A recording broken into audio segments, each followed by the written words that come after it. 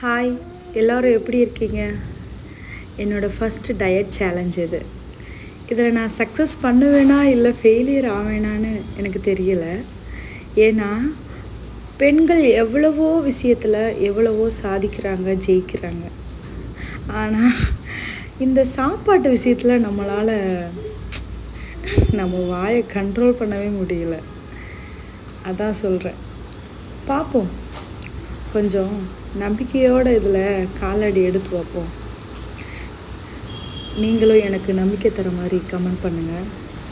இதை பிடிச்சிருந்தா ஷேர் பண்ணுங்கள், சப்ஸ்கிரைப் பண்ணுங்கள், லைக் பண்ணுங்கள். நீ இருக்கும் நாளில் எல்லாம் இமயத்தின்